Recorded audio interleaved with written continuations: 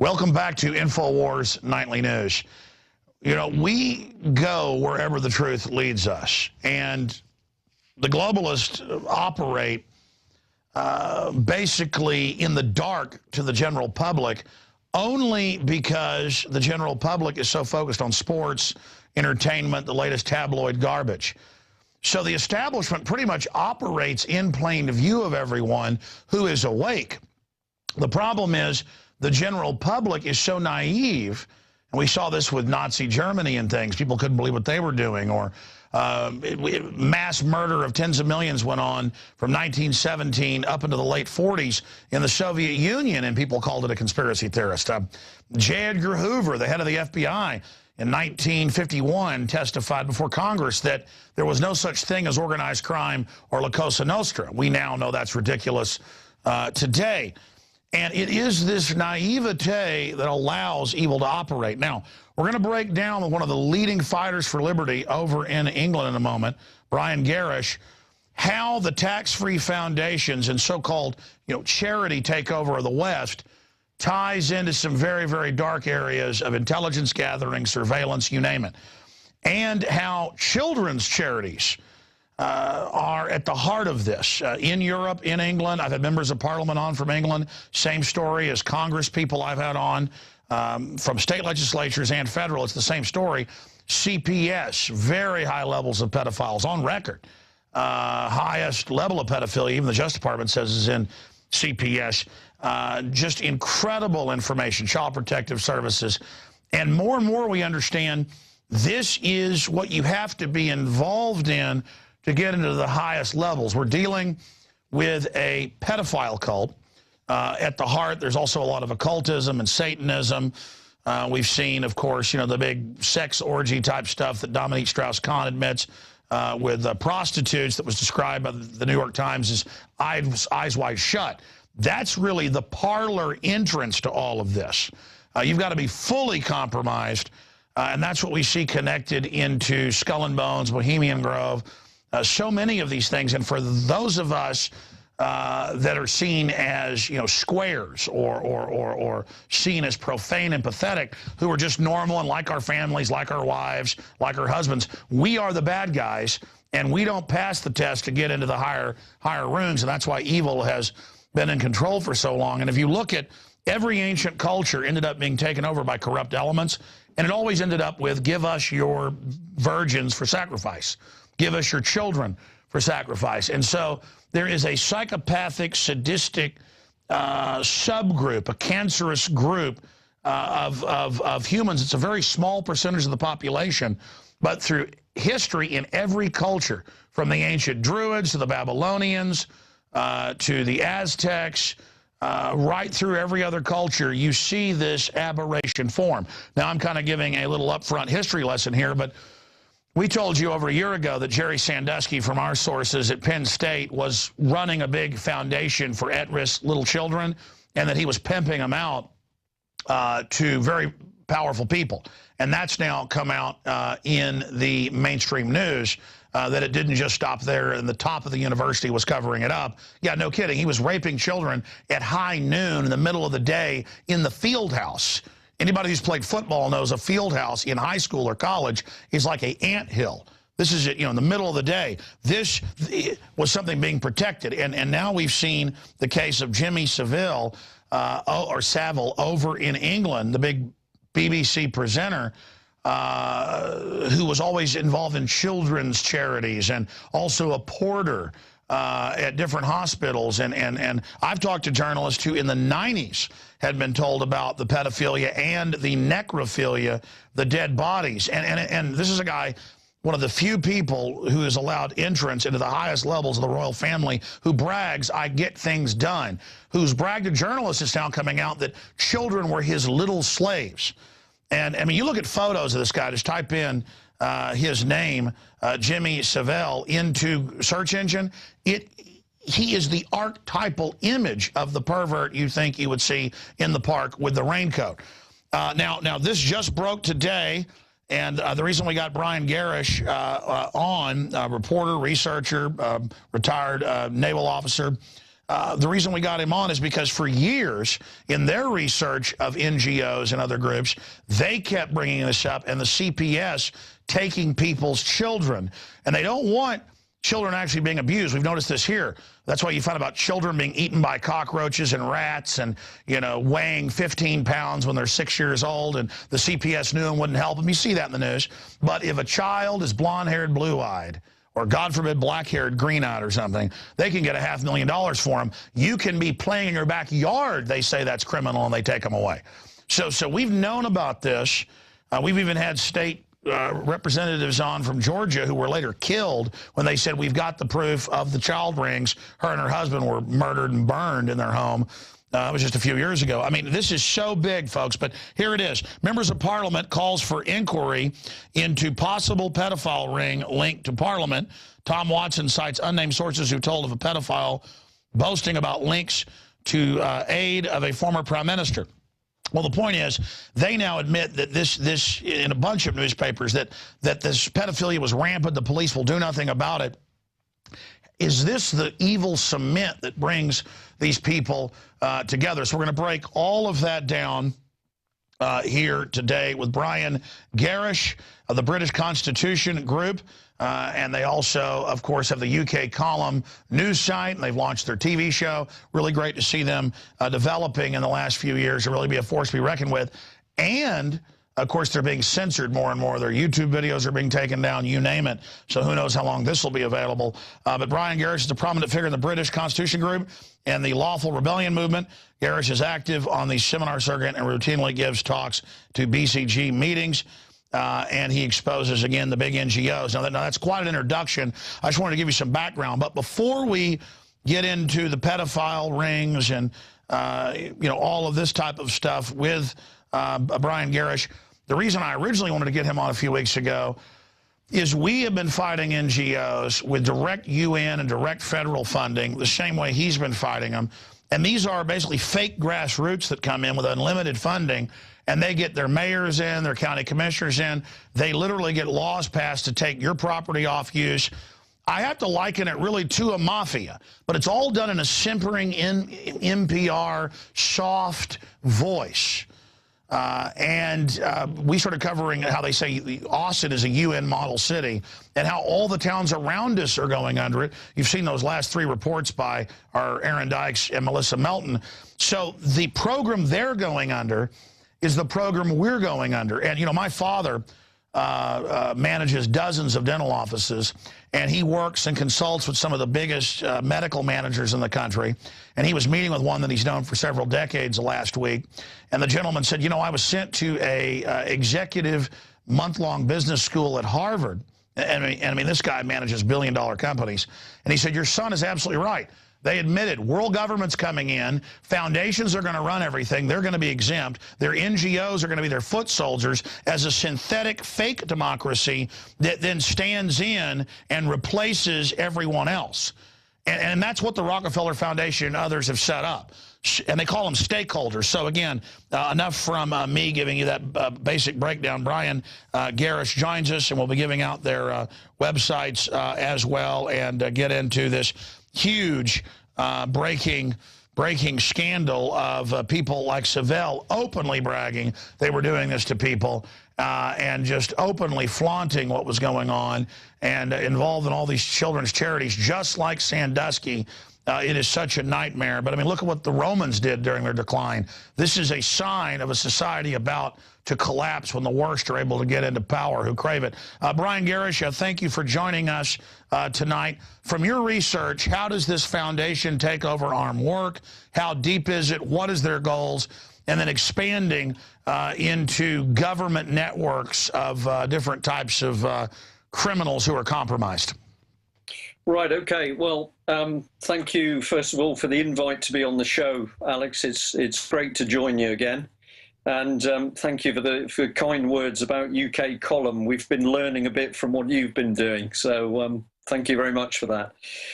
What we're really seeing in UK, if I summarise the situation at the moment, we're watching a steady breakdown of everything. So The schools don't work properly. The National Health Service, the hospital system doesn't work properly. The armed forces are being cut and cut and cut and cut. The transport systems don't run. Politics doesn't work. Everywhere you look at the moment, there's turbulence, there's change. Everything is changed every couple of weeks, every month. Nothing's stable. And people are getting an increasing sense of breakdown. If you start to analyze what is causing this, you find that we've now got thousands of organizations, a minimum of 6,000 non-governmental organizations which are working in the country. These are change agents. I'll come back onto that in a minute. We've got something like 171,000 charities working with a budget of £44 billion. If they were all doing their real job and being charities, surely we would have no problem. If they were spending £44 billion, we would have nobody who was hungry. But actually what these organizations are doing is they are carrying out an agenda, some of which is coming through government, but more and more of the agenda is coming in directly from the United Nations. If I just summarize those groups, 171,000 charities with a budget of £44 billion, a minimum of 6,000 non-governmental organizations, and we've now got a minimum of 1,300 government departments. So there's this huge bureaucratic load which is suddenly on everybody's backs. And what is happening is that a creeping agenda is being driven through those organizations. And democracy, I know democracy, we could argue whether that's good or bad, but assuming that people having a vote and elected representatives, that's good, the old system. But what we're now seeing is exactly what you've just mentioned, Alex, which is that these organizations, which are totally unaccountable to ordinary people, are now brought into the government and local government decision-making process as stakeholders. So we suddenly now find that charities are being asked their opinion as to what should happen with government policy, whereas ordinary people are being pushed to one side. And we can take it a bit deeper very quickly, because I can say to you that recently the United Nations opened what is effectively an embassy in Scotland. And so instead of just having United Nations cells operating in UK, we're now seeing the start of formal UN structures. And this is the tentacles of the United Nations One World government now starting to be visible within UK. Well, Brian Gerrish, just interject, because you know, the points you're making from someone who's researched it, it's so shocking to know it's the same agenda. But when I've confronted these people and been around them, they are military-style operatives. No matter what town, city, state I go to, it's the same nomenclature, different groups, but you go track them, all funded. And you go to the UN website, they brag. Schwarzenegger said 3.5 years ago at Copenhagen, when they couldn't get it internationally through, he said, I will head up the groups taking over the states, the cities. We will get them that way. I mean, people can look that up, and that's what they're doing. We are facing literally a new type of warfare, which is globalist-funded, systematic takeover with synthetic local operatives who are there, and they know what they're doing, and their goal, because I've dealt with them, and they brag about this, is a post-industrial world. They've shipped our jobs overseas through globalism, NAFTA, GATT, same in your country. They have demonized the family. They have taken over the churches. They have taken everything over where you don't get tax exemption unless you play ball with them. If you do, then you get taxpayer money. And they have just created their own opposition so that they can then act like that there's some type of choice, as you said. And it's how do you fight such a scientific takeover system? And when they're trying to implode things, so you will implode into their arms, and then the charities can then pose as the saviors. right. How do you fight it? This bit I think is very easy. They can do what they're doing, Alex, as long as ordinary people can't see the method, and they can't see the structure. Now you've just described it. It's like on one hand it's like the tentacles of an octopus stretching into society. It's little cells. It's almost like a cancer growing. You can't see it initially, therefore you can't fight it. But the moment we and other people describe who these organizations are and how they work, this is 90% of the problem. And we are now finding that people in the UK are waking up. We can describe what these organizations are. We can describe how they're working. And the moment people can see it, all of a sudden it's like a light coming on. There's something else I'd just like to say to you, because I think we might discuss it. But key to this agenda is the fact that Saul Alinsky is a major part of this. Now, Saul Alinsky is within Obama's policy. This man was a subversive. He was essentially Marxist doctrine, but he believed in pushing the takeover via small, creeping, incremental steps and getting into the lowest levels of society. He wanted to be in community groups. He wanted to be in the local football team. He said that basically the task, the drive, the political agenda had to go into every single area of society.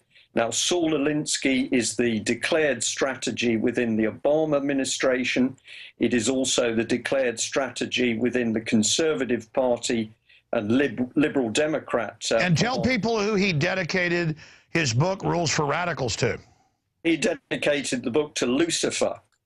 So it should be very, very very easy for anybody with any form of real spirituality to look at this man and say that what he was up to was no good. He didn't pretend, he didn't try and hide it. He dedicated his main strategy book to Lucifer. And let's expand on that. What's so shocking, I've studied this, and I know you're very informed. I've never brought this up to you and never heard you talk about it because I check out the UK column site quite often, and we'll give that address out to people, the best address for people to visit here in a moment.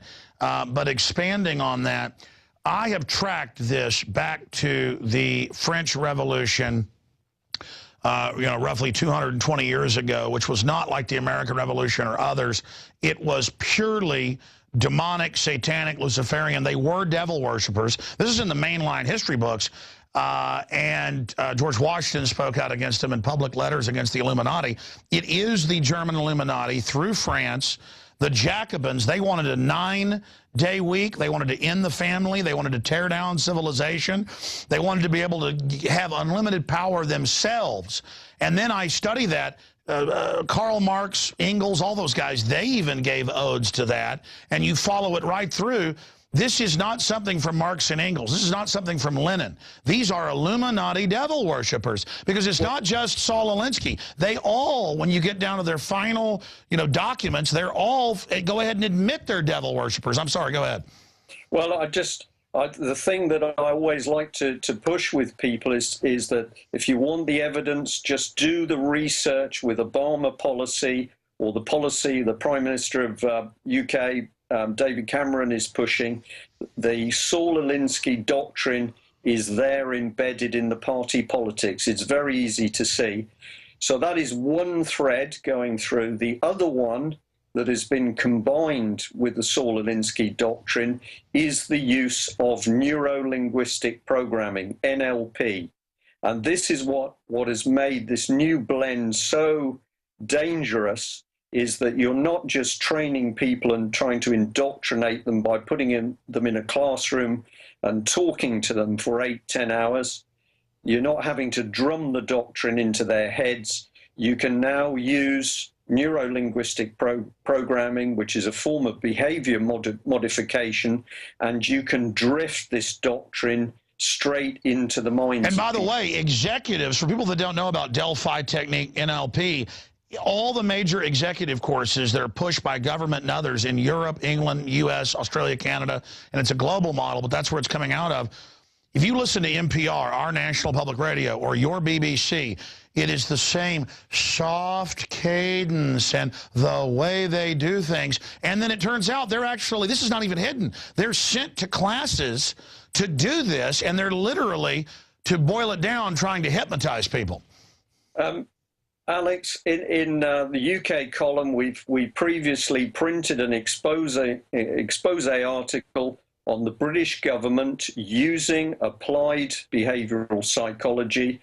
We talked about dates, we talked about meetings, we talked about publications, and in one of the British documents, which is called Mindscape, you can find it if you search for it on Google, Mindscape.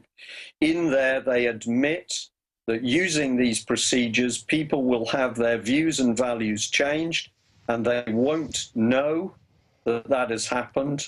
Or if they do realize that something has changed in them, they won't know how it's happened. This is very, very dangerous stuff. And we also exposed that Cameron's cabinet were colluding with French behavioral psychologists in order to exchange ideas as to how the British and the French public could be psychologically moved into the new frame. And of course, the new frame is to absolutely accept this stakeholder type society, leading you towards a one world order dictatorship. And basically, you get money, you get treated like royalty up front if you join one of the hundreds of flavors of NGOs, which even create artificial conflicts sometimes with each other, but within controlled paradigms. Explain what stakeholders are. Explain how when they have these Agenda 21 meetings that they call different things, we've been to them, we've shown it, it'll say, when you come to this meeting, you agree to what we do. And then they have you write on sticky pads only 5 or 6 different outcomes that are all basically the same thing. It's creating false agreements. It's saying everyone agreed. It's false choices. And again, you can buy the books like you just talked about, and all it is competing psychologists and psychiatrists who see themselves as the priest class, literally through television, the schools. We're just turning ourselves over to them. Speak about some of the key buzzwords that you see in England that I notice are the same as here, and then where they want to take us from your research. And I notice you're gaining some steam because you're telling the truth, getting a lot more support, what they're trying to do to shut you down. Right. Well, the key bit that we have stayed with is trying to expose the main control structure. And in UK, but it's spreading across the world, this organisation, Common Purpose, has been used to spearhead this change to the new system. And what Common Purpose did was started to recruit what they called future leaders. And these are people who were then put through training programs. We know NLP is being used. These people are being reframed to think in a different way, to believe in this new system of stakeholder government. And then these people were then placed in organizations where either they would be promoted into positions of power, or people in a position of power would be drawn into the training anyway. And again, that's the NGO model the UN's had for 60 years, run by the RAND Corporation and the Pentagon here, which again are controlled by the big mega banks, trying to use the U.S. to set up world government while imploding us, using England to build the world government, while at the same time setting us up for final collapse. And my cousin was in it because he was top of his class. Everyone who's top of their class gets approached and they say, you're going to get free college, cars, everything. And from the time they're in junior high, they put them in Model UN. And my cousin got out of it by the time he was a freshman in high school because he had patriot parents. They thought, well, let this be an education for you, but know what it is. And I ended up going and covering this in my first film, where they get all the smartest kids, bring them to the universities, and openly tell them world government is the way. My father was top of his class, and they did state testing. They took him to UT when he was a junior in high school. This is in the early 60s, and called him and the top 6 students in the state out of 150 they brought to UT to test, and they told him we're establishing world government. They told him we're going to set up eugenics, and they told him you're going to be part of the superclass. Now, my cousin didn't get that high. My dad never even told us this until my mother was seeing my film Endgame before it had been released 6 years ago. She said, I don't believe it. This is too much. And my dad suddenly said, no, it's all true. They tried to recruit me. The point is, even people it happened to don't want to talk about it because it's so conspiratorial and so bizarre. Go ahead. I'm ranting. Alex, the key thing is that they subtly recruit, as you've described. But the real danger now is that you can put people in a 48-hour course. You can use these very subtle applied behavioral psychological techniques on them, and you can drift their morality, their thought process onto a new set of tracks. It won't work with everybody. Some people will drop out, but the striking rate of this now is more and more successful, so that after you've pushed people through these courses, they actually think in a different way. Many, many people in UK now are talking about seeing public officials who they say do not act normally. You can't have a discussion with them. You can't reason with them. They are very aggressive. They're very dominating. We've seen this particularly with the police. British police, who used to be quite mild-mannered, are going through training processes that are making them very, very aggressive. Oh, no, that's admitted. I mean, what you're talking about is cult programming. First, they profile the type of people they want, depending on the job. Then they put them into peer pressure modes. Then they condition them to the point that here in the United States, and anyone doubting this, just type in police taught founding fathers are terrorists. You'll see footage sent to us and others. And they actually get cops to then think veterans are terrorists who you're going to have to arrest. The founding fathers were bad. Freedom is bad. I mean, this is like a body snatcher movie. I'm sorry. Go ahead and break it down for people. Well, I just pick up on the fact you started to talk about education, and I've got on screen, I've just called it up while you've been speaking. I've got a document. It's called the United Nations Matters, and it's teachers' notes. Okay? And this is just a little statement from this United Nations document for teachers. It says UN staff are international civil servants and answer to the United Nations alone for their activities. When joining the UN, staff members take an oath not to seek or receive instructions from any government or outside authority. To me, that is treasonous. If you have Americans who are working anywhere with the UN, this document says that those people have signed up to work with the UN, not with the United States. And this is the real danger of the United Nations. It gives the impression that it's there to help people in the world. It's there to help try and feed them, to solve problems, to bring governments together. But in fact, what it is doing the whole time is creating this single, vicious, one world government.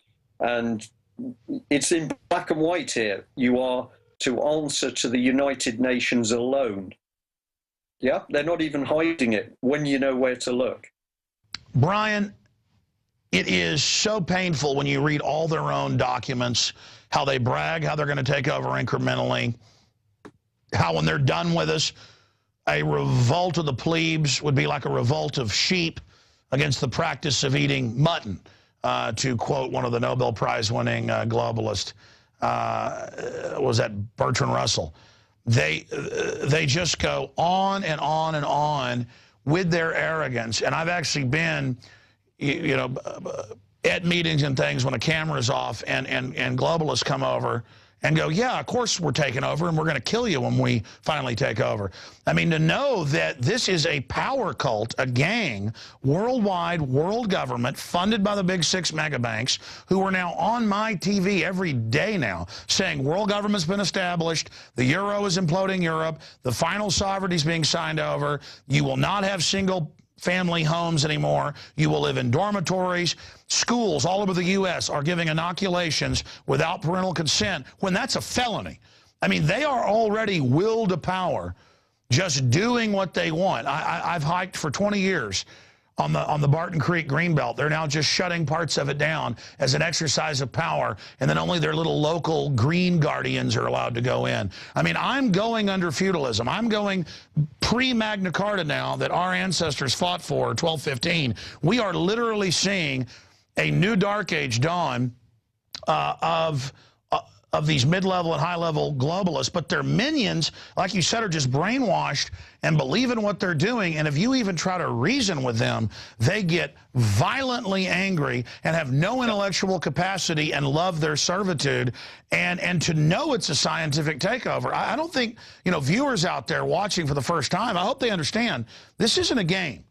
Okay, I mean, there's so much research, so much proof that it's unbelievable to even deal with it. And to know the NGOs, to know that the UN runs these horrible operations worldwide, to know they're the bad guys, and to know they're taking the once light of liberty, England, the United States, and other countries that literally wrote the book on modern freedom, and that now our countries have been turned into engines. I'm sure you saw this, but now the EU is putting out a new star that's got hammers and sickles all over it. And I saw the article and I said, that can't be true. And I went to the EU site and they're putting the posters up with hammers and sickles. In fact, that's on Infowars.com, guys, if you can find it, to the crew. I mean, please, I mean, you pause for me to interject. I don't want to, you've got the floor, or I'm going to start ranting. Just go over who they are, what they're doing, how they're changing, and then let's start getting into the goal of wrecking the family. And this is literally captained by a bunch of Jimmy Savilles and Jerry Sandusky's.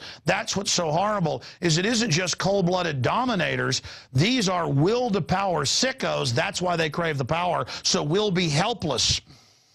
Yeah, well, Alex, one of the things people who are newcomers to this are going to be really shocked by what we're talking about. But of course, people who are awake and they know at least something about what's going on, the key question they want to know is, can we do something? And something that I've always believed in is that things had to get worse before they would get better. Until people started to be shaken a bit, until people started to be concerned, uncomfortable, not enough food, hadn't got a job, can't heat their homes. Until there was pressure, we couldn't really get the message over. Now, I think we're at this very delicate point at the moment that the other side, there are cold, evil, and very arrogant people that are driving this one world agenda. But their arrogance means that they are steaming on. They're doing things faster because they're getting worried about the speed at which people are waking up. And now we've got an opportunity. In UK, you can talk to people. Maybe they're okay, they've got a job, but their children haven't got a job.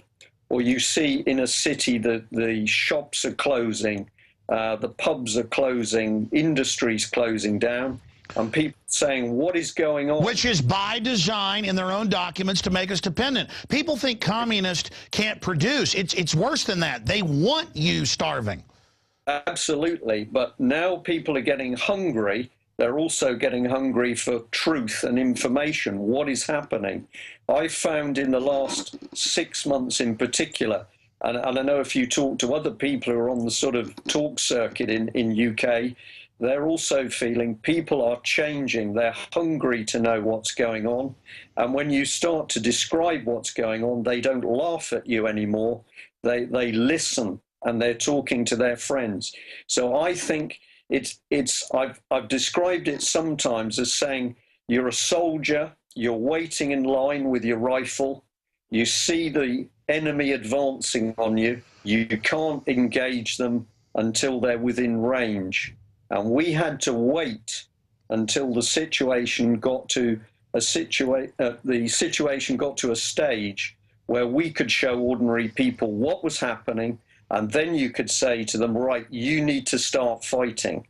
And the fighting aspect is so key, because if we have people getting panicky and starting violence, that is going to take us down the wrong path. At the moment, we need it to stay as calm as possible for as long as possible, so that we can spread the information people need about what's happening. And you tell me if you want to jump subjects at this stage, but I can tell you that the Jimmy Savile exposure of the paedophile rings at the highest level of the British establishment. Yes, we're going to get to that in a moment because, I mean, now you've been talking about that for years. I've been talking about that for years. But what you just talked about is don't fire till we see the whites of their eyes. You've got to have the enemy up close. That's why we've raced while we knew this was being built to try to get people that were more informed or more intelligent to see it, to get ready. The enemy has taken a long time to get to this point. We're actually making huge gains on them because we've got right on our side. But Alex, they, in my opinion, and certainly in the UK, the establishment is beginning to rock. They are very worried people because they are seeing ordinary people on the streets doing things, saying things, taking action that they've never seen before. And I know that in the establishment there are a lot of very frightened people. Well, Zbigniew Brzezinski said that 3 years ago. He's one of their top planners. And then he said it again. He said it again in his new book this year. And he said the people see past our puppets. He said the world is awake and staring right at us. Yes. And so he basically said, he went on in one speech to say, it'll be much easier now to kill 1 million people than to convince 1 million people. And it is not easy to kill 1 million people. You know, his point is that they're getting to the point, well, your own Ministry of Defense, 4 years ago said, the public's going to revolt against us in this takeover. Our own Defense Department. Well, I talked to the troops all day. Just 4 or 5 years ago, maybe 20% were awake. 90% is the number I get from officers and other people. The police are starting to wake up, but they're trying to replace them with these new kind of dumbed down control freaks. So we're in a race. But let's go back and talk about your story as an example of success and what you've been able to do and how they've tried to come after you. But by the grace of God and support, you're there bigger than ever. What woke you up to these NGOs and their program? Well, that was just part of my original story in the city of Plymouth in the southwest of England when I'd been out of the Navy a few years. And in my city, I suddenly discovered the most amazing corruption, public money just disappearing. And when I started to look into this, I just couldn't believe what I was seeing. That was one thing, the fraud and corruption. And then also, I'd been trying to help young people with jobs and skills training because we had a lot of long-term unemployment amongst young people in particular parts of the city. When I tried to get a program in to give those young unemployed people real job skills, I was attacked for it. And this was extraordinary. Why would somebody attack you when you were trying to help a community? Well, of course, I now know that the reason was that the real agenda is to break communities down. You don't want young people with education. You don't want young people with jobs. So it was the combination of the fraud and corruption and the fact that when I tried to help young people in my city, I was attacked. And that was quite vicious. In no time at all, I had people trying to destroy part of my business. I had business colleagues warned off me. I was dangerous. They'd lose contracts if they stayed dealing with me. And then eventually it got up to death threats and threats to my family. You know, I'd spent 21 years as a naval officer. I thought I was out there doing the job in the Cold War, at least, and somebody else was protecting the streets of Britain. But what I actually discovered was that while I was out doing my job at sea, these bad guys were running amok in the country. And that was the point that I decided I wasn't just going to sit back, I was going to do something. But I tell you that it's been brilliant to see the change, particularly inside the British police at the moment. Yes, there's a lot of police officers that have been totally indoctrinated. They are like zombies. Some of them are even now committing suicide because they've been so screwed up with courses. But it was last year there was a demonstration up in London. The unions were demonstrating around Parliament. I went up, I talked to some of those people. But Parliament was so scared of that protest that they had police officers shoulder to shoulder around the Parliament buildings. So I went along talking to those policemen, and one of the things I said to them is, you know, the criminals aren't these people on the streets, the criminals are inside Parliament.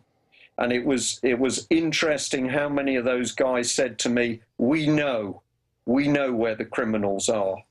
And I think this is a key part, although you will see in America vicious action by American policemen, or the same by the army on the streets. We are seeing it here in UK as well. We haven't seen the army on the streets yet, certainly the police. But when you take the trouble to talk to the police, you discover that many of them are now waking up, and they are looking at the material that you're putting out, Alex. They're looking at stuff we're putting out. They're looking at stuff that Ian Crane or David Icke's talking about. And when you say to them, who are you going to fight for? They say, we know which side we should be on. Well, that's another great point. Police and military are ordered to beat up peaceful protesters. Under the peer pressure, most of them do it, but they do it once, and then they have a breakdown. And that's what's happening is when these globalists order them to do wrong things, a lot of times they do it the first time, but then the crisis of conscience happens. So we have to know that, and that's what's beginning to happen. Yeah, and this is why it's an important thing that yeah, the bullies, sometimes you can't do anything with them. They're gone. Leave them. The people you want, you're always looking for the officials who will listen. And we know now in UK there are officials inside the court system that are starting to ask, why are these people talking about common law? Why are these people talking about the Constitution? Why are these people talking about corrupt courts? So we know inside the magistrates, that's the lower level of the judges effectively in UK, they are starting to ask questions about what's going on. We know that judges are beginning to question what the policy is coming down through government for these secret courts. And we've just got to keep pushing, because the information, the reality, the dangers of what's going on in Britain and America, yes, this news is beginning to spread very quickly now. We've just got to keep pushing. Well, bottom line, I want to shift gears into the really nasty stuff here in a moment. And just spend about 15 minutes on that in this lengthy, in-depth interview. Brian Garish, who exposes Common Purpose and some of the other big NGOs. You can go to cpexposed.com. But the big news site that's really got a lot of excellent material in their TV show and more, which unfortunately I found to be pretty darn accurate. I wish this stuff wasn't true, is ukcolumn.org. That's the best address, correct, Brian? Yeah, that's correct, yeah. Okay, so there it is. Now, because I know you've got several other sites, I want to make sure I'm giving the big one out because I visit them all. Expanding on this, I think the biggest thing in the fight is expose these people. And I myself for many years would hold back, even though I knew how bad they were. It's like, this sounds too crazy. But if you know history, as I begun this discussion, breakdown, actually history gets pretty crazy when good men do nothing. That's all that evil tyrants need to flourish, is that good men and women do nothing. And, I mean, I remember years ago when you started out, very little support, and now you're known all over the UK, all over the world, many other people. I know you don't want to talk about yourself, but talk about some of the movements that you've helped launch. Lawful rebellion movement. You know, we have that here in our Constitution and Bill of Rights as well, because it comes out of English common law and Magna Carta. Explain what that is, because that's certainly got the system frightened as well. Well, lawful rebellion was an idea that a number of us came up with, which was, it was just coming up with, it's almost like a stamp to say, you've got an organization. How do we know that your organization is going in the same direction that we are? So we felt that lawful rebellion, because it's a fundamental thing out of the Constitution, we don't want violence. But we do want people to say we've had enough. That's right. There's many ways to rebel that aren't physical, and people need to really rebel now before it gets physical. Correct. Yeah. So with the concept of rebellion was a very emotive term, which a lot of young people certainly pick up on, because young people are rebellious. But we want it to be lawful at this stage. We're not encouraging violence. We're encouraging cold, calculated resistance to what is going on. withdrawal of consent. So if you like, lawful rebellion was a brand. You could have an organization, perhaps it was interested in what was happening with food, but if you carried the lawful rebellion logo, then other people knew that you were doing your bit to fight this one world dictatorship. And that lawful rebellion concept has been very successful, because it very quickly moved out of UK into other countries, and it's just a stamp. It's not an organization. It's just a means of No, exactly. It's an idea. It's saying, hey, targets of opportunity, when we see corruption, we're going to resist it however we can, whether it's reporting on it, whether it's lawfully sabotaging it, whether it's seeing some bad globalist doing something bad and exposing it to their family. You know what? It's time to get aggressive with these people and just attack them because they're attacking us. We have absolutely got to attack them viciously. Absolutely. Now, the other, come on to the other groups. One group that I must mention is the 9/11 Truth Movement in UK. I did a talk with them in Bristol many years ago, and I'll just give you this little snapshot of that. I gave a talk, and when I got to the end of my talk and asked for questions, nobody said anything. It was extraordinary. I'd never been in this situation before. So I looked at the audience and I said, nobody's got a question. And one man in the audience said to me, well, the thing is, Brian, that we're 9/11 truthers. All we are interested in is the truth about 9/11. I said to him, and I said to the audience, you haven't listened to a word I've said, because if you had listened to what I'd said, you would know that unless you understand what I've talked about, you will never get the truth on 9/11. Well said. There was this tension in the room, and then people started to ask questions. Well, 2 days later, I was told that there'd been a massive split in the 9/11 truth movement. Essentially, it was between 9/11 truth people who still believed in global warming and the other 9/11 people who actually had started to pick up on what I and other people were talking about, was that 9/11 was symptomatic of something much bigger going on. So 9/11 truth people, I've got a lot of respect for. They've done a lot of hard work, but it's great to see that they're now looking at what 9/11 was and how it happened as part of this much bigger picture. Well, I think it's bigger than that. I've run into this. They had some NGOs and globalist and UN-connected groups trying to steer 9/11 truth up front.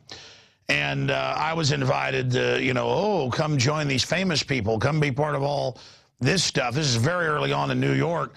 But let's just say it's Republicans that did it. Let's not say it was globalists that did it or criminal networks within government. They wanted to just say Bush did it when it really wasn't even Bush. It was, not saying Bush is a good guy, but criminal networks. And, that's the key to this. You're right. If you don't understand their mode of takeover, because there's always been infiltration. Cicero wrote about the traitor is the plague. They're within. They can infiltrate. The enemy that comes openly with their banner unfurled is not the threat. It's the traitor within that is the great plague, the great bane of civilization and good, wholesome societies, because it starts little and starts growing, and then they recruit more criminals in. But people got to understand that this is a new type of war, because it takes the old infiltration, but takes even more time to do it, and slowly shuts down all the other free market systems in society while making everything crony systems, and that it's basically an organized crime model operating through government and NGOs. And I know I've said that probably 10 times, because if people don't get that, they don't understand what they're facing. And again, just going to city council, just because I normally fight international, national issues, but I started out locally fighting these people and learned some of this, 18, 17 years ago. Even before I got on air, 20 years ago, I was fighting them, about 19 years ago. But now going back locally just to nationally show what the UN's doing as a microcosm, now I understand even more. And you talk to these people and they'll just glare right back at you. They know fully they're operatives. And I think that's what's shocking, is how low into the totem pole, because normally compartmentalization, real knowledge is up higher. so many of these people, even in lower levels, they know it's an evil takeover, and they're trying to impress those above them to get up higher. So I think your exposure, my exposure, many other people's exposure has actually had one negative side effect in that there's a lot of evil, grasping people now that have learned about the New World Order, but they've decided not to fight it. They've decided to go knocking on Dracula's door and asking to be bitten. Do you see what I'm saying? I do, but the thing is, Alex, if we look at the number of people that are actually driving this emerging system, it compared to the mass of the population in America or Britain, the bad guys are relatively few. You know, we're talking, in my estimate, if we could put a fishing net out in the country and scoop up people and take them away because they're the problem, I think the number is 5,000 people as a maximum. I agree. Yeah, we're not looking for a lot of people, and the real people doing the damage, 500 of them maximum. Rothkopf, the head of the Kissinger group, he thought I was Alex S. Jones, the big New York Times NPR guy, big globalist. Right. So they got him on the show because his secretary messed up. And I was like, hey, how you doing? He goes, oh, great. How you been doing over there at the New York Times? And I said, no, this is Alex Jones. And he goes, oh, Alex Jones, the talk show host? He goes, well, I'll still do your interview. I'm going to try to explain to you how globalism's good. But his book, it says 6,000 super gophers worldwide and then only 20 families. But they're selling that, hey, look, we run things. We know best. That's what's crazy is this is such an open conspiracy. Why do you think they're announcing their world government so publicly now? Because one of their biggest weaknesses is that they are arrogant. They are so arrogant, they think we are ignorant cattle. They can't imagine that we're capable of seeing through them. So they are cold, they have no feeling, psychopathic trends, they're antisocial, but they're arrogant. And I believe it's the arrogance that's going to be the downfall. They just simply cannot accept that ordinary people with a little bit of leadership and motivation are capable of seeing through them. And if I may, Alex, I'll just come back onto these groups because I think this is a positive thing, how people have woken up. When we've done talks in UK, talked to many different groups of people, sometimes you have people in a room and they're not even a group. But by the time you finish the talk, they start to work together as a little local team. Birmingham, for example, was a good one. We did a talk there. And that night, 2 groups formed. They decided to call themselves Truth Movement. And across UK now, in all sorts of places, we have truth groups. And then, of course, we've also seen the Anonymous and the Occupy movements. Now, this is a bit more complicated because I personally believe that those movements were partly created by the other side. But what has happened is that the knowledge and the truth that we're all spreading has moved across into those.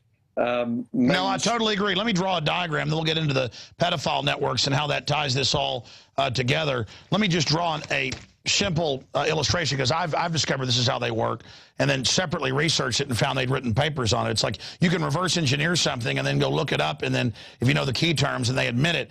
Take Occupy, take any of this. They know there's going to be resistance to what they're forming, so they want to create artificial groups so that people gravitate to that as opposition so it can then be siphoned back in to the overall globalist operation. So what happens is it's like having a projector that is shooting onto a screen and they say we're resisting, knowing that all the little individuals that know something's wrong, who the globalists are worried about, are going to come in, and then once they've got you projected, you know, they can go ahead and put their message out onto you once you've come to the light, you know, like a moth to flame. But as you said, they can't do this if we give them opposition. If we are outside of this, forming groups, forming ideas. Our information is, once they create a projection and a mass, using military terminology, I know you know, once they create a political mass, our information is more truthful, more accurate. I say more truthful, nobody's perfect. And so what happens is their mass projection now becomes a point that we can enter as a site of recruitment. And it's an opportunity because everybody is so empty that's been drawn into these false systems. They're desperate for something real. The minute you come in, it's like you're 10,000 feet tall to a bunch of midgets. The operatives will come in and attack you instantly. If you know how to decry them as an operative, suddenly everyone comes into your orbit because the human species is hungry for liberty and freedom. And the reason I've been able to really confirm this is the globalists, they put out the Occupy call, okay? Let me draw another image here. Let me explain this to people. They put out the Occupy call projection on the wall to draw all the little moths, the little souls, which are actually big souls, all the people in. Okay, they project it. They say, oh, there's no movement except capitalism's bad, we're going to get Wall Street. Well, that's actually bigger banks that want to demonize capitalism, to have state-sponsored control, to shut down all their competition and consolidate. But when we expose this within the Fed and other systems, they weren't able to co-opt everybody they'd gotten to gather together by putting out a revolutionary, lawful revolt call. And so they had all over the country takeovers where the feds ordered the local police to beat everybody up and take them to jail and then demonize them, because their attempt to create like an Arab Spring that Al Gore's called for, it failed. So again, I don't think people realize, like you said, when you go form little groups and confront them and have facts, they're not designed to be resisted. They fold like a house of cards. I know, I tell you, Brian, I got to get you on more often because I'm so impressed with your understanding of this. And it's not like, oh, we're impressive, we're smart. We've discovered how they operate from engaging them. You learn more in each conflict, and this data can literally defeat these people who are horrible authoritarians. Yeah, the key bits is exposure. The moment the ordinary person can see and understand what's happening, what these people are doing, that, as I say, that's 90% of the battle. But they have, I use the word infected because they are a disease. They've infected society. And what we do is we infect them, but we use the truth. When Occupy movement was active up in London, we went up and met people. We went and talked to people on the streets, and we handed out UK column newspapers. We talked to them about what we were doing. We talked to them about what we understood was going on. And then over a matter of 2 or 3 weeks, people from that movement were then emailing and contacting us because they wanted more information. And after a while, they started to tell us that they'd realized that their organization was partly infected by the other side, who were running focus groups.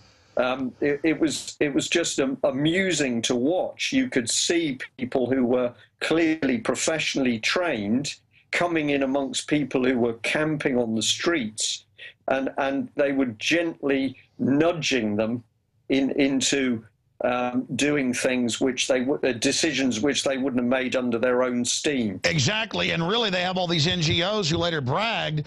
They called out the Occupy, hey, let's resist the corruption, so they could send out their operatives in a live laboratory war game. They're using us to war game. We've got to use them to war game. And it absolutely works. Now, something that happened early last year up in the northeast of England was 600 people appeared on the streets when a judge was arrested for running an unlawful court. So effectively that was a citizen's arrest, but there were 600 people on the streets. They were talking, they were laughing, they were communicating with the police. There was no violence, there was no trouble. And it was so powerful because the police were curious. They'd never encountered, they were there with their riot vehicles, they had police dogs, they had all the force ready to go. And instead they found ordinary people talking and laughing and joking with them. And they were fascinated. They took hundreds of copies of our newspapers away from them. We had people coming out of office buildings saying, what is going on? Because they couldn't understand why so many people were on the streets, but it was also peaceful. And in a world of universal deceit, telling the truth is a revolutionary act, Eric Blair, a.k.a. George Orwell, and we're going to show a little clip of that here. But again, British tax protesters arrest judge in act of lawful rebellion, birth of British Tea Party, chaotic scenes as police clash with demonstrators. But it goes over that video. Paul Joseph Watson wrote about that. Now, we've gone an hour. I know it's midnight out there where you're at. Brian Garish joining us, ukcolumn.org, cpexposed.com, here with us at InfoWars Nightly News. Now that we've covered for people how the government mafia operates and how this collectivist tyranny model is metastasizing, let's just spend 10, 15 minutes on the really sordid details, and I'm going to just sit back and let you roll. It's just that this Savelle story is exactly like we saw with Sandusky, who was just the madam procuring these poor little children for people above them. I mean, it's all come out, and no one's getting in trouble above them, that they all lied, they all knew.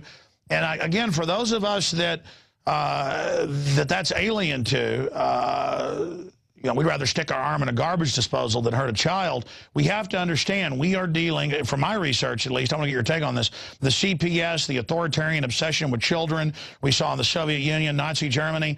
A lot of authoritarians get into this because they want the uniform and they want the power and they want to be able to carry out murders and tortures. Some are into women, some are into children, some are into just torture. But this is literally a legion of doom we're facing, and this new case, now with investigations in Parliament, this is a crack into the demonic world of these people. And you're over there, and you've talked about this for years, and now it's really coming out, which is another victory for humanity after so long. Brian Garish, you've got the floor. Break this down. Right, okay. Well, the first thing I'd like to say is credit due to David Icke on this one, because I read one of his early books, and one of the chapters was talking about children disappearing in UK. I really didn't know anything about that subject, but he mentioned some things in my local area, the area where I live, in Plymouth in England, and it made sense to me. When we started the UK column newspaper, the first thing that happened was that people would ring us telling stories about their children being taken away falsely under false pretenses by the child protection system.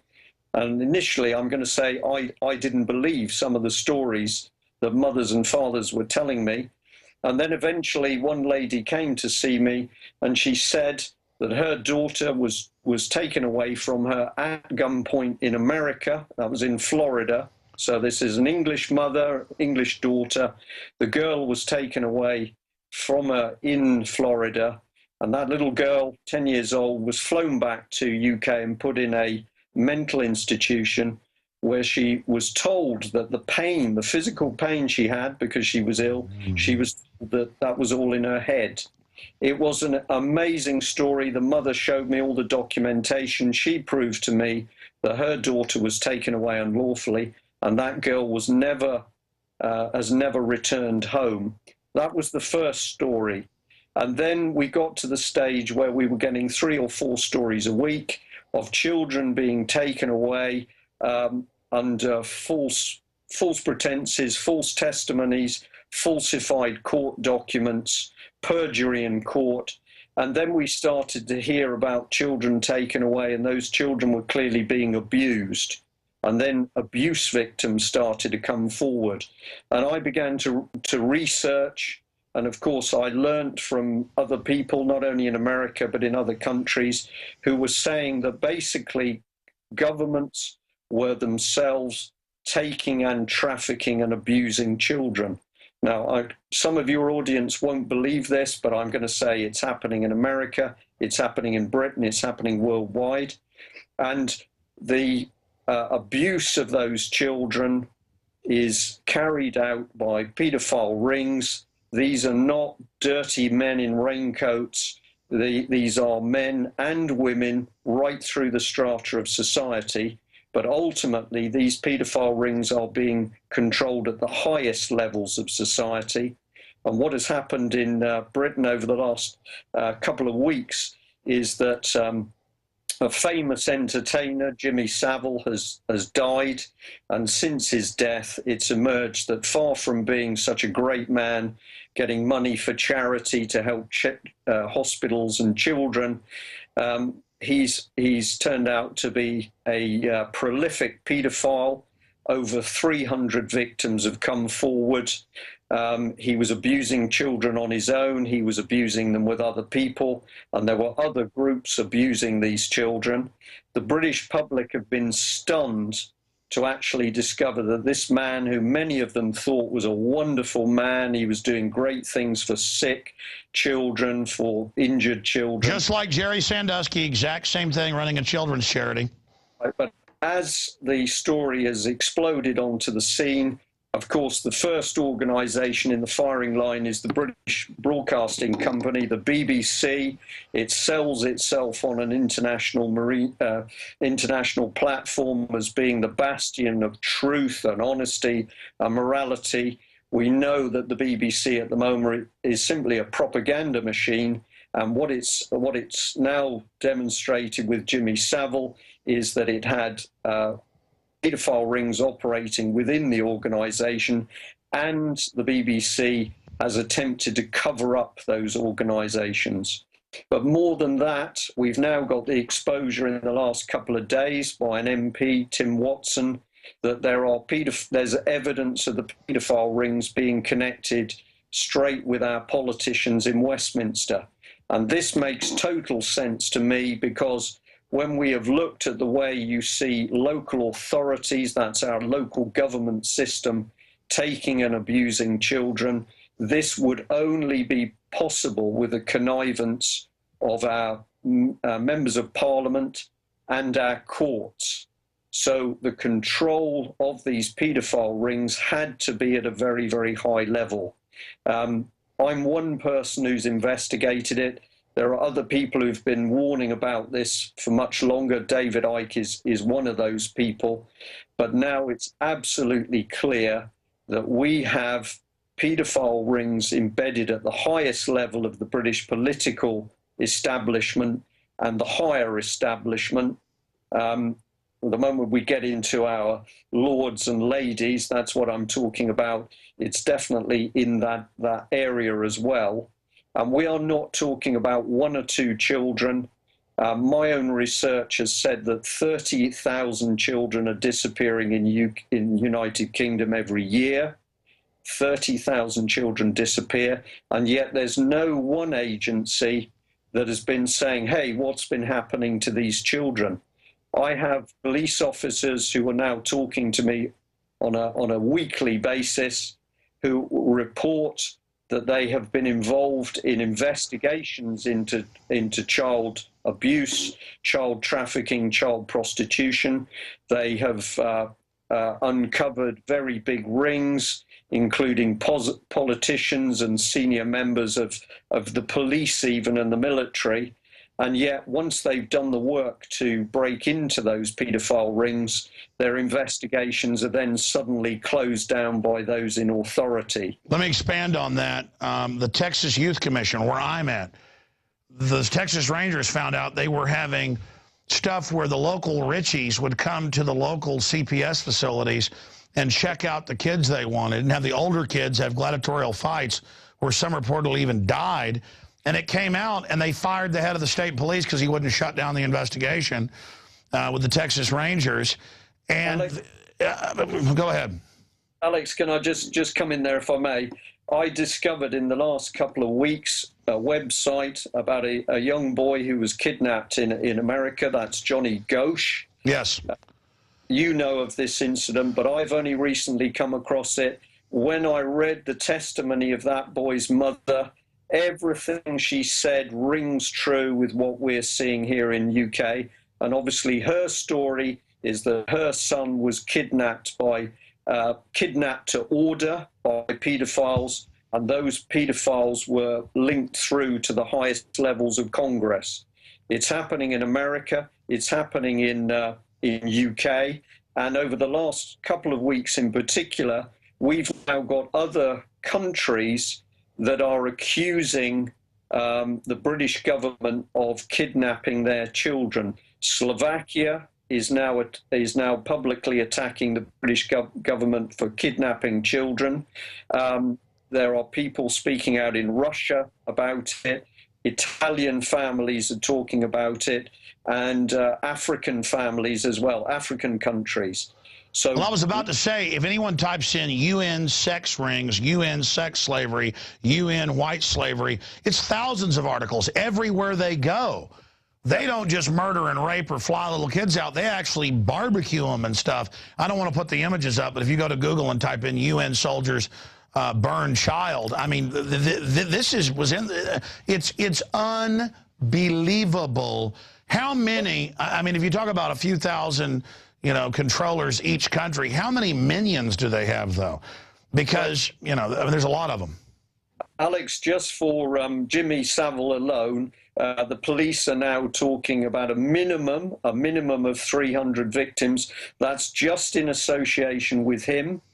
And, of course, they're only just starting to investigate the other people that were working with Jimmy Savile.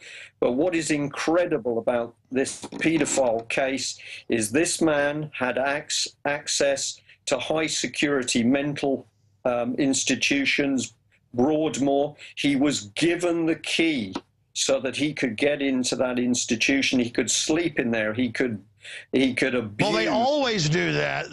They always say that the people running the asylums are worse than those in it, because it's like Sandusky. It was at-risk mentally ill kids and stuff because, oh, they're mentally ill.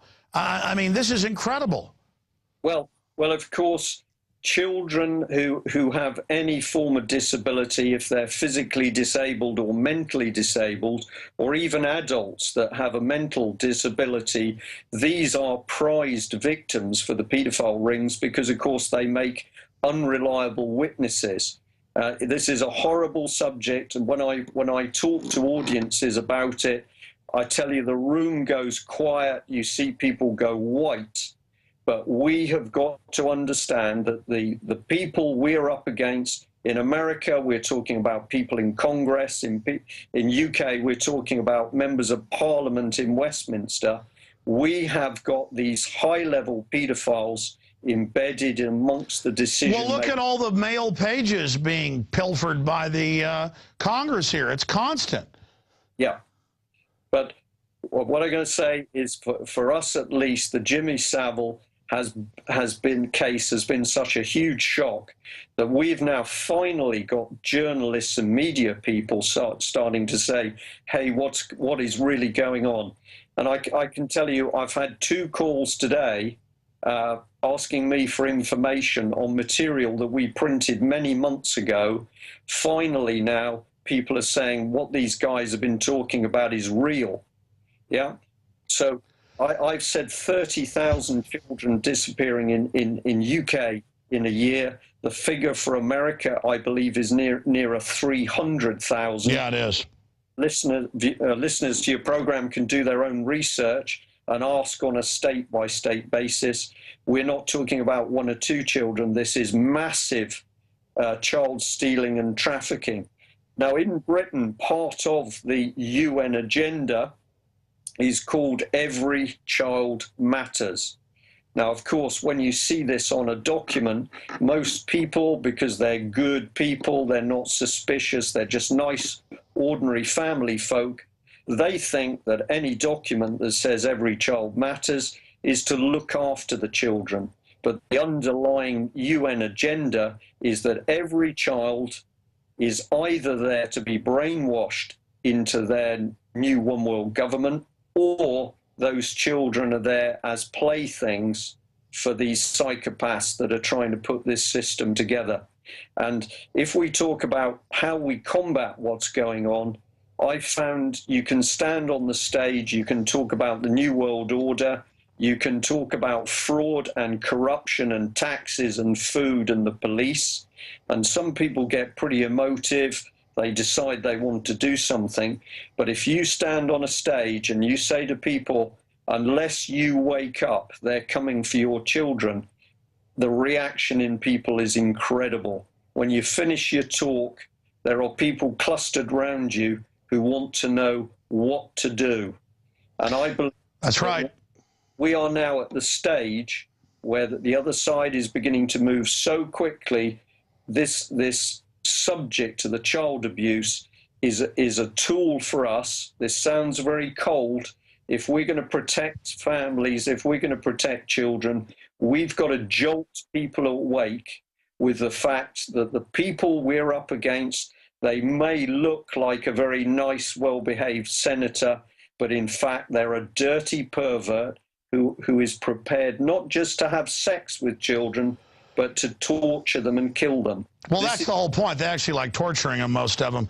Absolutely. And you know, we have to come to this realization, this is what we're facing. And, I mean, look, our own Justice Department says CPS in this country is the most dangerous place for a child, 7 times more likely. People can look these numbers up to sexually abuse, 5 times just beat them up or starve them. So many of these foster parents and people that the state hires out just warehouse them, lock them up in cages. When real children are being abused by their caregivers or parents, they're left alone. But if they fit the profile of a healthy, well-adjusted child, Katie, bar the door. That's who they're coming after, and they're bold. They want tyranny because they want to exercise power. And to these demons, hurting innocent children is the ultimate prize. And you're right. We give them to them in the public schools. We turn our kids over to them. We turn them over to the television. We turn them over to the vaccines. We're turning our children over. We put them on a school bus. A government bus pulls up, and we just throw our child on with them. The government takes our money, builds the school to be the center of the society, to totally take over and run our lives. And it's criminal.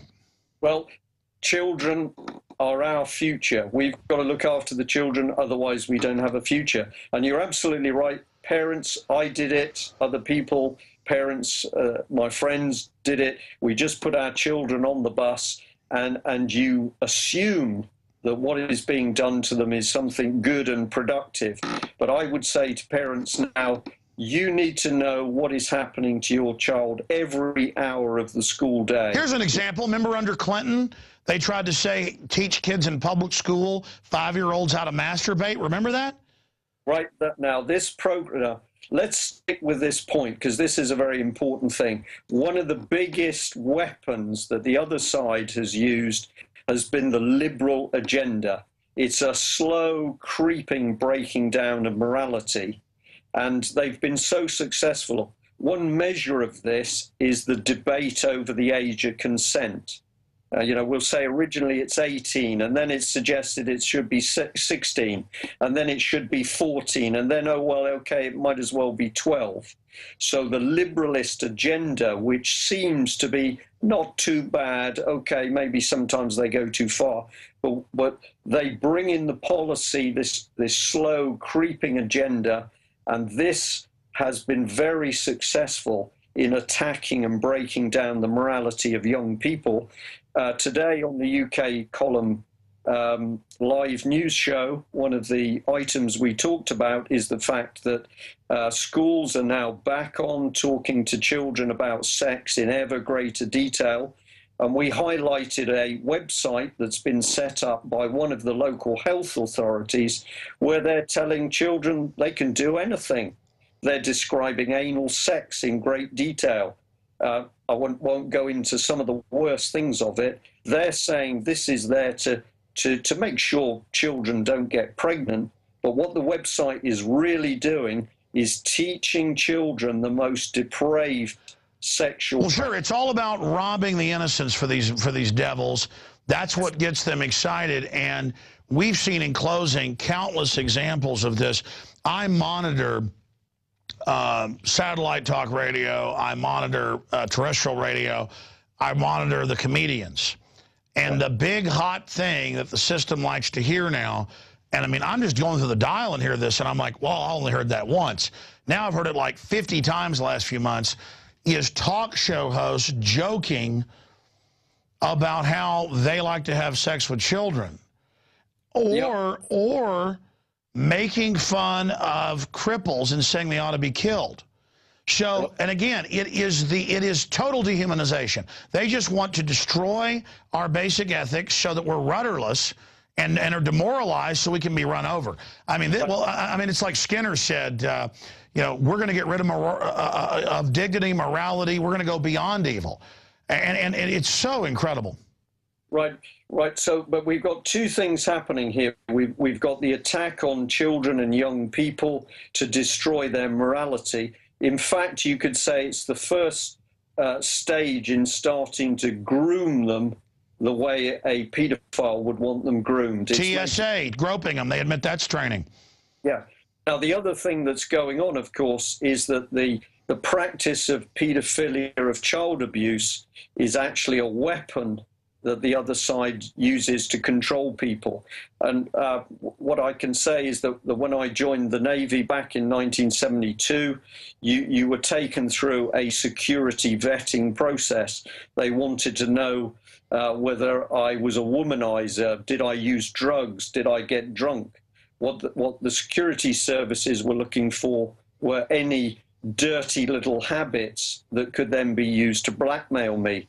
We've now got to the stage by this progressive decline in morality. We have British politicians who take drugs. We've got the British politicians who steal their expense money. We've got British politicians that use prostitutes, male or female, it doesn't matter. They're having affairs, they're swapping wives. Now, the moment that is normal behavior, how do you blackmail them? Now, what is the one thing left? Well, there's two things left that you can blackmail people over. One is the abuse of children, and the other is bestiality. So there's a gentleman, a senator in the island of Jersey, the Channel Islands, as we call them, between France and Britain. And the senator of Jersey, he was called Savray. He stood up and warned people about the abuse of children in Jersey, and in particular in the children's home Haute de la Garenne. He was hounded out of his job. He was victimized. But he said one thing which is such a powerful statement. He says, governments love nothing better than paedophilia, because paedophilia is the means by which they can control people. So you've got these very, very dark people at high level.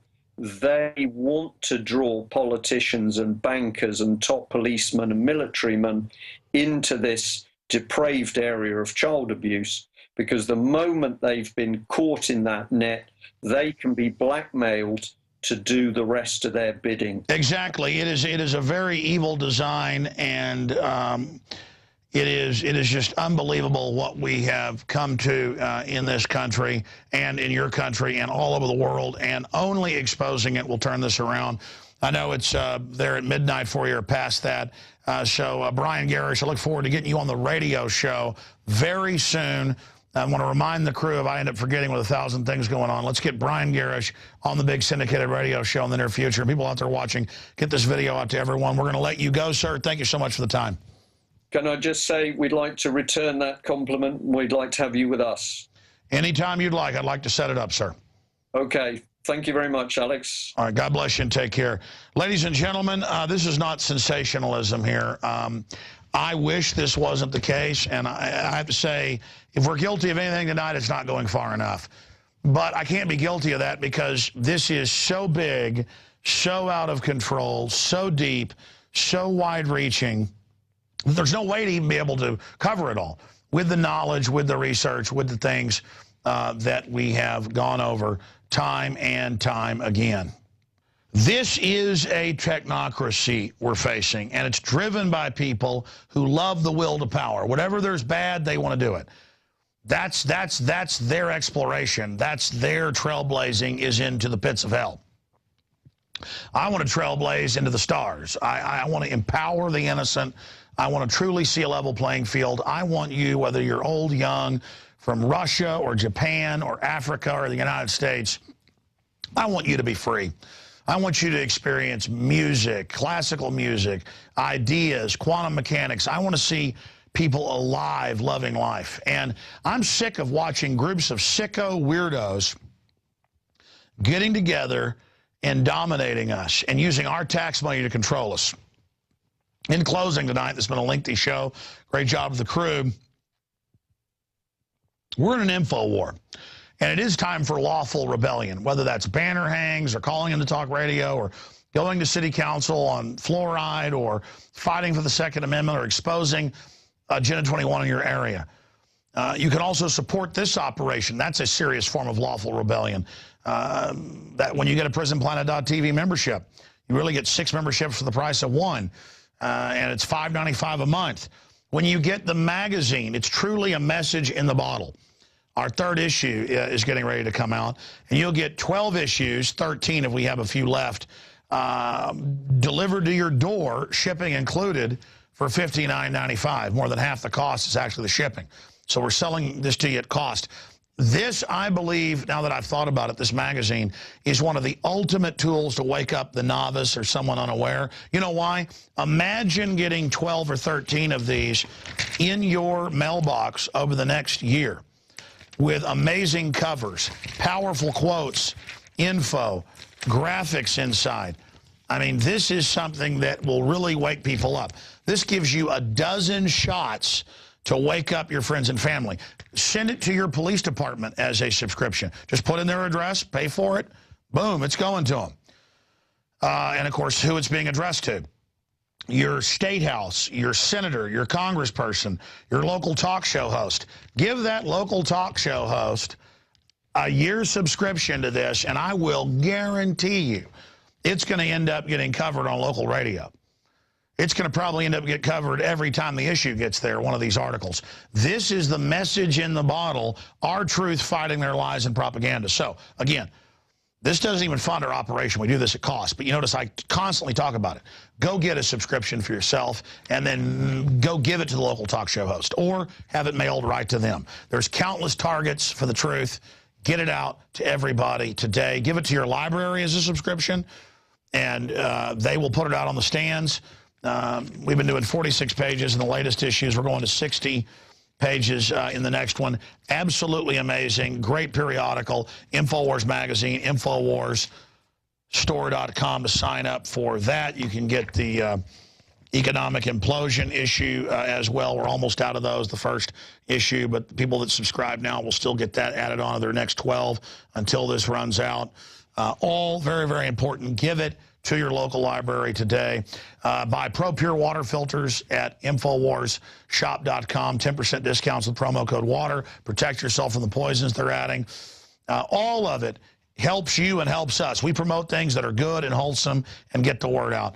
So, again, please continue to spread the word. Take this video, email it to folks, Facebook, Twitter it. This last, what, hour and a half? Yeah, this needs to be seen by everybody. Okay, that's it for this edition of InfoWars Nightly News. We've done our job. Now, please pay it forward and move the ball down the field. God bless you all.